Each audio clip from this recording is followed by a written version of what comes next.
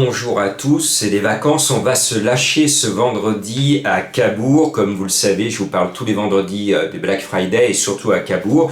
Donc je vais vous mettre l'un des chevaux abandonnés de la presse à 70 contre 1 dans ma sélection. Je vais vous en expliquer dans quelques instants les raisons. Et puis je voulais, à la lecture des partants, je voulais vous proposer un quintet très romantique et poétique. Malheureusement, cela ne va pas marcher, parce que l'entraîneur de Je t'aime, le numéro 7, déclare un emoji rouge et n'est pas confiant du tout. C'est dommage parce que j'aurais aimé vous proposer un ticket romantique en commençant par Je me souviens, le 13, de cette journée rêvée, le numéro 6, ou dans un Jet Express, le numéro 5, tu m'as dit Je t'aime, le numéro 7, et ainsi on a connu tous les deux une joie totale, le numéro 4. Je ne peux pas vous le proposer, mais je sais que certains vont jouer Je t'aime, Journée rêvée, Jet Express, joie totale, pour essayer de faire quelque chose de bien avec Je me souviens, ça en donne 5. Ceux qui ont l'âme romantique pourront quand même tenter cette sélection, mais je vous ai quand même prévenu, l'entraîneur de Je t'aime n'y croit pas et c'est bien dommage. Ça faisait un moment que j'attendais que Je t'aime, qui a le plus joli nom de cheval, court un quintet. Pas de bol, son entourage n'y croit pas. Bon, j'ai donc révisé ma copie. Pour moi, il y a un homme qui trotte sur l'eau, c'est Joya du Citrus et David Thomin, le 2, le driver, depuis le début du meeting de Cabourg. Déjà dans le passé, il réussissait sur ce champ de course, mais en ce moment, il est très très souvent à l'arrivée. Le cheval est super bien placé en première ligne derrière l'Autostar. Pour moi, tous les feux sont au vert. Ce 2, je l'aime bien, même si les couleurs de Monsieur Barjon nous ont un peu ruiné ce jeudi. Je lui oppose le 13, Je me souviens, qui est le cheval de Madame Colombo. Elle vous donne son ticket au passage, le 13, le 4, le 6, le 10 et le 12. Donc ce Je me souviens me plaît énormément. Son numéro va nous porter bonheur, c'est le numéro 13. Sa musique est excellente, il ne sort jamais des 4 depuis plusieurs mois. Donc normalement, si tout va bien, on peut s'appuyer sur les chances de ce 13, Je me souviens. Il faut espérer qu'il se souvienne qu'il est régulier, tel un métronome. Ensuite, je mets le 11, James Rules, qui est mon coup de cœur. Pourquoi ? Parce que je sais que son entourage a visé la course. Cette épreuve est son objectif, même s'il est mal embarqué en deuxième ligne derrière le Teustar. Le driver italien Gabriele Gelormini a les consignes de prendre le plus gros chèque possible. Et puis vous le savez, j'essaye dans la mesure du possible à rester fidèle à mon abonnement pour Franck Nivard. Il est au sulky du 10 Jockstrap, qui m'a beaucoup plu récemment lors de son succès, parce que précédemment on avait des sueurs froides avec lui puisqu'il enchaînait un peu les disqualifications et surtout les déceptions depuis plusieurs mois, et puis tout d'un coup il s'est acheté une conduite, il s'est réveillé, il a été sage comme une image. Et bien s'il court comme la dernière fois, il va disputer le succès, mais s'il retombe dans ses travers, eh bien il va ruiner ses preneurs. Après, le 5 Jet Express me plaît bien. Lui aussi, à part une disqualification au début d'année, il est toujours dans les 3. On a quand même l'avantage dans ce quintet à avoir des chevaux dans l'ensemble réguliers et généreux. Ce 5 Jet Express est super bien placé en première ligne derrière l'Autostar. J'aime bien l'entraîneur Dojar. Pour moi, tous les feux sont au vert. Après, j'ai senti une certaine forme de grande confiance chez Mathieu Mottier, entraîneur et driver d'Imperia Sport, le numéro 9, donc je lui fais confiance. Et maintenant, je vais ouvrir la porte au gros tocard et je vais vous expliquer pourquoi le 12 Itzpat, qui en plus dans le ticket de Madame Colombo, est dans ma sélection. Je voulais dire que je l'aime beaucoup parce que Nicolas Rimbaud, l'entraîneur d'Itzpat, a copié ces derniers temps, depuis pas mal de mois, un certain Junior Gelpa.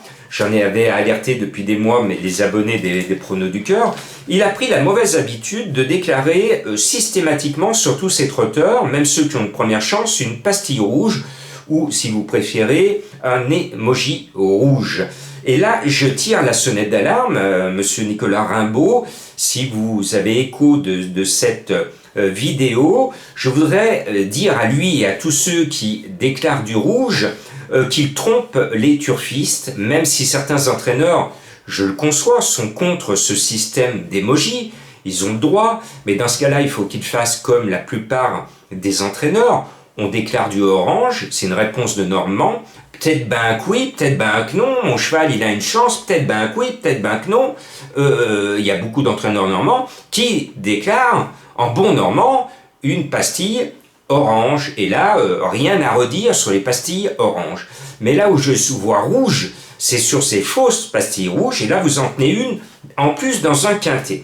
Je voudrais m'adresser aussi au PMU et au commissaire des courses, c'est-à-dire que quand vous savez qu'un entraîneur, depuis des mois et des mois, déclare du rouge, des émojis rouges, et que vous laissez le système informatique du PMU déclarer, colporter cette pastille rouge, qui va tromper les turfistes, parce que beaucoup de turfistes, et notamment de l'étranger, n'ont pas accès à toutes les informations, et tous ne regardent pas les vidéos de Jean-Marc Roffa. Donc ils ne sont pas au courant du schmilblick. Et là, il y a un gros problème parce qu'on est dans un quintet et cette émoji rouge est relayée par l'organisme principal, le PMU, qui déclare à ceux qui ne lisent pas la presse spécialisée, qui n'écoutent pas mes propos, qui vont se fier à cette pastille rouge et à toutes les pastilles rouges que déclare monsieur Nicolas Rimbaud. Et c'est dommage. Donc j'espère que s'il écoute cette vidéo, il va rectifier le tir, que le prochain coup, il mettra une pastille orange, et quand il sera confiant, il pourra mettre du vert. Voilà. Donc, feu vert à monsieur Rimbaud, j'espère de tout cœur qu'il aura écho de cette sympathique vidéo. Et donc, je le mets, ce numéro 12, pourquoi ? Parce que, heureusement, pour moi et pour nous, pour ceux qui sont bien informés, heureusement, monsieur Rimbaud cause à mes confrères, et il dit la vérité sur les chances de ses représentants, et souvent, il ne court qu'à bon escient, c'est-à-dire que quand il se déplace sur un hippodrome comme là à Cabourg, c'est qu'il se voit quand même une chance de prendre un peu d'argent, parce que sinon il garderait son cheval à l'écurie. Et bien là, il le dit dans ses propos, parce que c'est vrai que Itzpat enchaîne des déceptions. Il n'a pas pris une place dans les 3 cette année, donc un papier très décevant, mais il déclare quand même, j'ouvre les guillemets, le cheval est en retard de gain, et sur ses vraies valeurs, il est déclassé. Je referme les guillemets. Ça veut dire quoi qu'un cheval est déclassé? Ça veut dire qu'il est au-dessus du lot. Il est à 70 contre 1 et il fait partie des chevaux abandonnés par la presse spécialisée.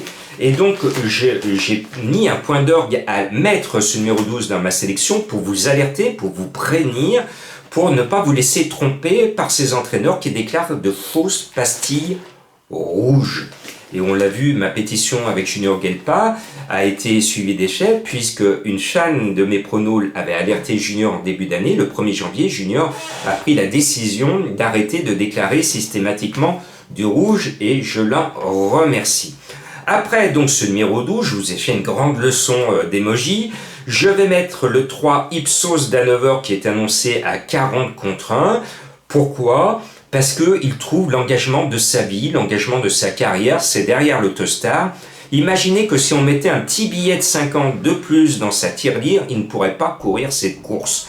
Être au plafond des gains à 50 €, ça veut dire que l'engagement est en or massif, et généralement, ce genre d'engagement est visé, préparé avec soin. Donc Provo, que l'on connaît bien, alors c'est un entraîneur que j'aime beaucoup, parce que dans son écurie, il a beaucoup de chèvres, entre guillemets, j'aime bien les chevaux, mais ceux qui sont très très moyens, voire mauvais, que j'aime bien, et j'adore les chèvres, je les surnomme des chèvres. Donc Provo a quelques chèvres dans son écurie, peut-être celle de Monsieur Seguin, et malgré la faiblesse de certains de ses chevaux, il arrive malgré tout à les rentabiliser. Ça veut dire que Provo a un sacré talent d'entraîneur, et je lui dis bravo, parce qu'il arrive à faire tourner son écurie avec des chevaux très moyens, voire mauvais. Donc ce 3 Ipsos d'Hanovre, s'il n'est pas là aujourd'hui, il ne sera pas là demain, parce que ça ne serait pas la peine d'avoir l'engagement de sa vie, de ne pas en profiter, ce numéro 3. Donc il y aura obligatoirement des surprises. J'ose espérer pour moi et pour vous qu'elles viendront soit du 12, soit du 3, soit du 12 et du 3. Et puis espérons que les favoris, les 6 favoris que je vous ai mis sur mon ticket, figure à l'arrivée. Alors je sais que certaines ou certains d'entre vous ironisent toujours en m'envoyant un petit message. Ah oui, mais Jean-Marc, t'as oublié celui-ci, tu as oublié celui-là. Là aussi, alors je n'oublie pas. Mais si vous voulez que je vous donne une sélection spéculative avec des tocards, je suis obligé d'enlever des chevaux avec des chances. Et donc c'est une prise de risque que j'assume. Et vous n'êtes pas obligé de suivre mes prises de risque, mais moi j'essaye, on est en période de vacances, vous l'avez vu pour ce vendredi, j'essaye de vous sortir un gros quintet pour essayer de vous rembourser vos vacances, tout simplement. On va essayer, on croise les sabots, on croise les sabots.